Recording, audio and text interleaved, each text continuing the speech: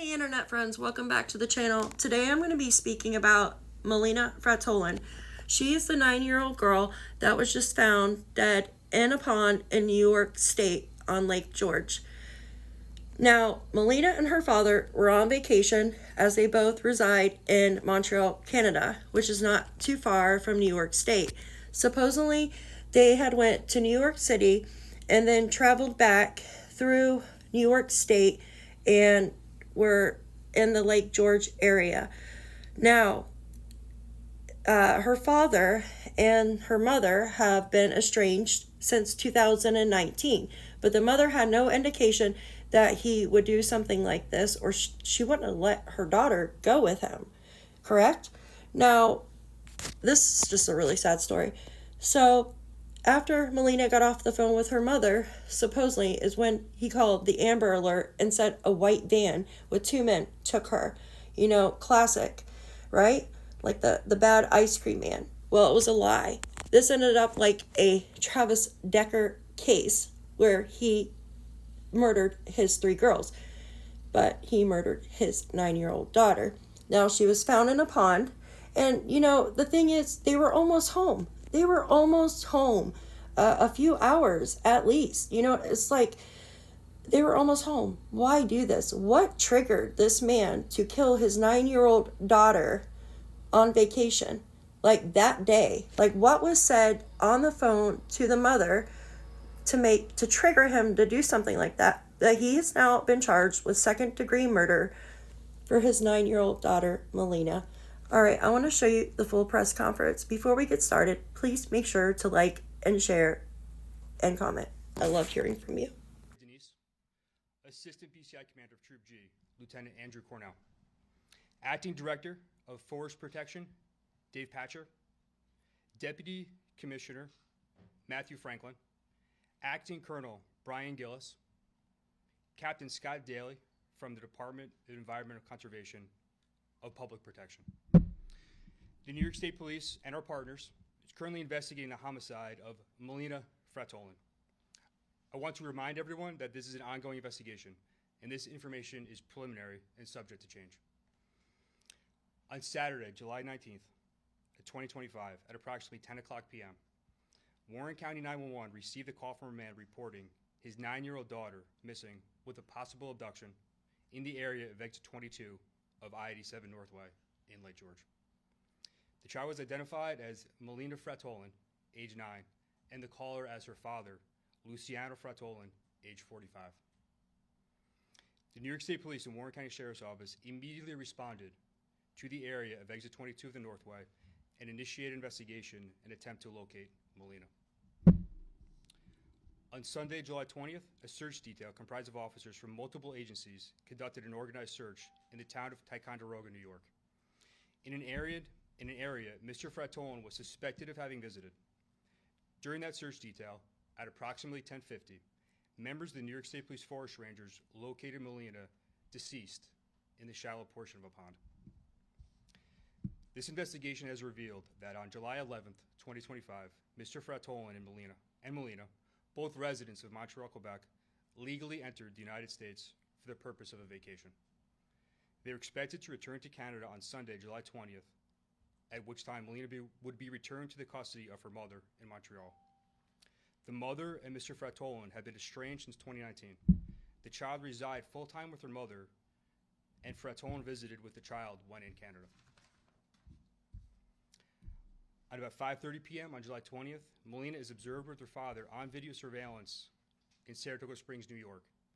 At about 6:30 p.m., she spoke to her mother on the phone and told her she and her father were en route back to Canada. The child appeared to be in good health and did not indicate she was under any duress. The investigation has determined sometime after Melina's phone call with her mother and before Mr. Frattolin's 911 call, he allegedly murdered Melina and left her body in a remote area where she was later discovered by law enforcement. Initial reports from Mr. Frattolin of a suspicious white van in the area of the alleged disappearance was proven to be untrue. The suspect has been charged with murder in the 2nd degree and concealment of a human corpse. He was then transported to the Essex County Correctional Facility where he was held pending arraignment. The suspect is scheduled to be at Ticonderoga Town Court this morning for arraignment. Melina's cause of death is pending the results of an autopsy, which is scheduled for later today. This is certainly a difficult case and a heartbreaking investigation.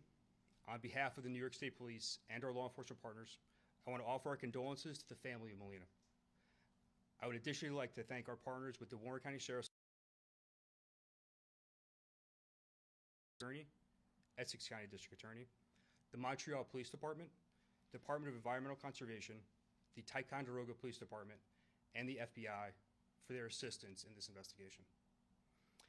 If any member of the public has information regarding the death of Melina Frattolin, I encourage them to contact the New York State Police at area code 518-783-3211. I will now answer a limited number of questions. I ask for your patience, as due to the active nature of this ongoing investigation, I am limited with respect to how much we can release at this time. Do we know a motive? The motive is still under investigation. What led you to believe that? What was the first sign that there were inconsistencies in the story? Yes, so the suspect's initial account is that he had pulled over in the area of exit 22 in Lake George, pulled over into a parking lot to urinate. His initial report is he steps away to a wooded area, returns to the vehicle, and at that point, his child is gone from the vehicle. He reports a suspicious white van fleeing the scene southbound. During a subsequent interview, he then reports two unknown males forced her into a white van. That lead was thoroughly investigated and disproven. Do we know the cause of death yet? The cause of death is pending the results of the autopsy, which is scheduled for today. Go ahead. We have no information that there's any issues with mental health, no. And you say that he was estranged from his wife. Do you know if he was authorized to travel alone with his daughter? He was. Does Mr. Frattolin have any criminal record in the U.S. or Canada that you're aware of? He has no criminal history. He has no domestic violence history either. How cooperative was Luciano in the discovery of her body? I cannot provide any information with regard to that at this point. How will it work since they're both Canadian citizens? How will you try? I don't want to speak to the prosecution, but he'll be charged and prosecuted in New York State. What led you to Ticonderoga? I don't want to divulge too much with respect to law enforcement technology or the tools we use, just to say that we focus our search area at Ticonderoga based on inconsistencies in his initial account, as well as some technology available to law enforcement. Where did the 911 call emanate from? The suspect, No, geographically. Where was Warren it? County. Okay. Was it in Lake George, though, or was it? It was the area of Lake George, correct, in the area of exit 22. Forgive me if this was already covered. What are the charges? Murder in the second degree and concealment of the human corpse. In terms of the Amber Alerts, I know there's been reports of some people getting it, some not. Can you just tell us what the process was in issuing the Amber Alerts and what time? I don't have the time in front of me, but I can tell you just any time an Amber Alert is issued, there's a balance between providing prompt information to the public, but also ensuring that information is accurate and reliable. We don't want to numb the public with unvetted alerts. So in this case, it was difficult to confirm some of the initial information provided by the suspect. Do we know what reason they were visiting the U.S. or where they were supposed to be going? It was just a vacation. It was a planned vacation. They visited a couple locations in Connecticut as well as New York. They were most recently in New York City. You said surveillance was in Saratoga Springs. Was that the last piece of surveillance you received, or was there anything more than that? That's correct. Could you just go over the timeline one more time? I do not have the timeline in front of me. What was the surveillance? Where was that? Was that a business or? It was at a restaurant. Do you know about how many officers were devoted to this search originally? I can't give you a number. It would be measured in the dozens.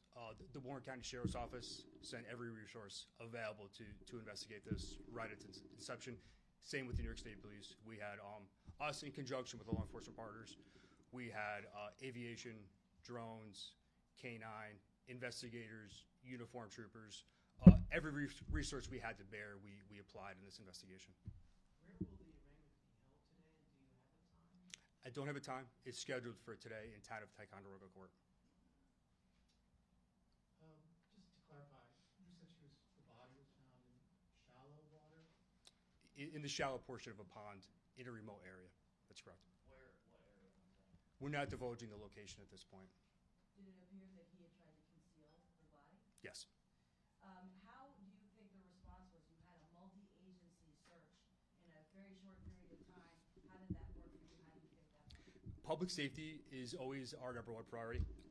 While these cases are very rare, they are incredibly tragic. And I just want to ensure the public that the New York State Police and our law enforcement partners will always utilize all available resources to apprehend any offenders that endanger children. Can you talk at all about how difficult this case was involving a 9-year-old girl? It was very difficult. It's very emotional. I was at the command post when we received notification that she was deceased. It was very difficult and emotional. At that point, though, the best we could do is provide some measure of justice to the family, and we are just fortunate we're able to do that in this case. Did he stay, like, within police presence after that 911 call, or was he, like, under any sort of observation? I'm sorry, can you say that again? After Luciano made the 911 call, did he stay under any sort of observation by police? Was he, I guess, in sort of some sort of police presence up until his arrest?